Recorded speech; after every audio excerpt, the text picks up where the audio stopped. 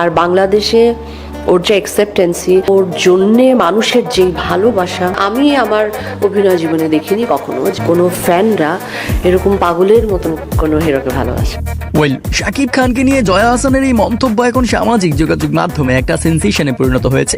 সবচেয়ে মজার ব্যাপার হলো সুপারস্টার শাকিব খানকে নিয়ে জয়া আহসানের এই ভাইরাল ইন্টারভিউতে এমন কিছু মিস্টেরিয়াস তথ্য দিয়েছে শাকিব খান সম্পর্কে, এবং এমন কিছু বলেছে যার কারণে পাবলিক বলছে তাহলে অপু বুবলির দিন শেষ এখন জয়া আহসানের বাংলাদেশ। ওয়েল, কি বললো সেটা জানার পর আপনার চোখ তো ভাই কপালে উঠবে, এটা 100% গ্যারান্টি।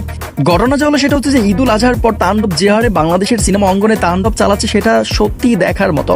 মাল্টিপ্লেক্স, সিনেপ্লেক্স থেকে শুরু করে সিঙ্গেল স্ক্রিন সব জায়গায় একচ্ছত্র রাজত্ব চালাচ্ছে সুপারস্টার শাকিব খান। এরই ভিতর শাকিব খানকে নিয়ে টলিউড ঢালিউডের সকল নায়ক নায়িকারা এত বেজায় প্রশংসা করছেন। কেউ কেউ বলছেন শাকিব খান নিজেকে ছাড়িয়ে এমন উচ্চতায় পৌঁছে গিয়েছে তাকে ধরা বড্ড কঠিন।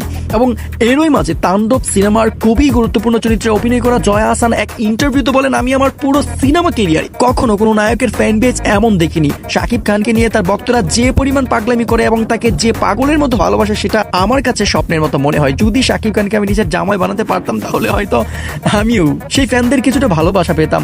কথাটা বলার পর জয়া আহসান যদিও হেসে দিয়েছে এবং পাবলিক তো এটা বুঝেই গিয়েছে যে মজা করেই বলছে। ওয়েল, জয়া আহসানের এই কথা ভালো লাগলে অবশ্যই সাবস্ক্রাইব করতে পারেন চ্যানেলটা।